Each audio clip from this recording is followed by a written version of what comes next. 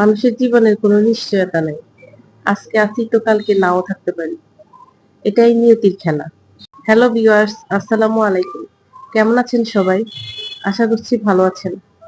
আমিও আলহামদুলিল্লাহ ভালো আছি। আজকে আবারও আপনাদের সাথে একটা ছোট্ট ব্লগ নিয়ে হাজির হয়ে গেলাম।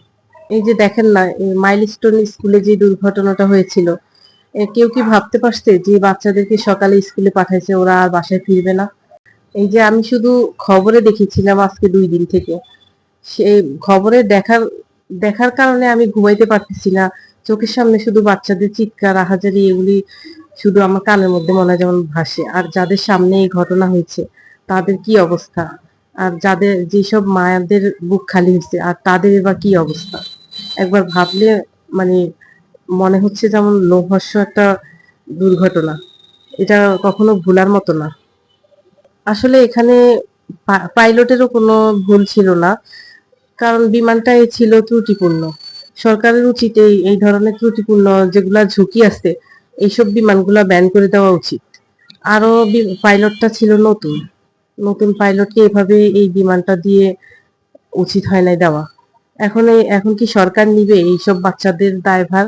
কতগুলা মায়ের বুক খালি হয়েছে, এই দায়ভার কে নিবে? এখন যতই সরকার বলুক না কেন যে ওদেরকে ক্ষতিপূরণ দিবে, এই দিবে সেই দিবে, চিকিৎসা দিবে, কিন্তু যে সব মায়ের বুক খালি হচ্ছে, যেই বাচ্চাদের শূন্যস্থানটা কে পূর্ণ করবে?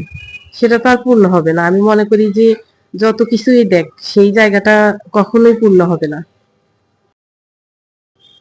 আর কি বলবো দুর্ঘটনার কথা, এটা তো সবাই দেখছেন। আর আজকে 2-3 দিন থেকে শুধু এগুলা নিয়ে মানে এগুলা দেখতেছি আর ভাবতেছি কত মায়ের কলজে খালি হয়েছে। আজকে প্রচুর গরম পড়ছে, আল্লাহ কি রান্না করতে ইচ্ছা করে না।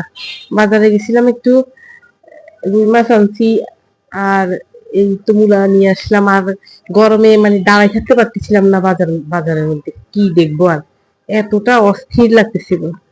যা চোখের সামনে পাইছি নিয়ে আসছি। এই যে এখন রান্না রান্না করতে যাবো আর কি, দুপুরবেলা কিভাবে রান্না করবো আল্লাহ জানে, এত গরম চুলার কাছে। আমি তো ওই ঘটনার পরে আমার ছেলেকে আগে দিয়ে আসতাম স্কুলে, এখন আর দেই না। তো এই 2 দিন আবার আমি নিজেই নিয়ে গেছি। আমার কেন জানি আতঙ্ক লাগে, মনে হচ্ছে যেন কি কোনো এই এই কোনো দুর্ঘটনা হয় নাকি। সেজন্য আমার ছেলে বলতেছে, আম্মু আমি যেতে পারবো, আমাকে দাও। তো আমার মন মানে না, এই 2 দিন আমি নিয়ে গেছি, নিয়ে আসছি। তো ছেলের স্কুলে দিয়ে আসার পথে আর কি বাজার করলাম। এই গরমে কার কি অবস্থা কমেন্টসে জানাবেন। তো এখানেই শেষ করলাম। দেখা হবে নেক্সট কোনো ভিডিওতে। ততদিন পর্যন্ত আপনারা সবাই ভালো থাকবেন, সুস্থ থাকবেন। আল্লাহ হাফেজ।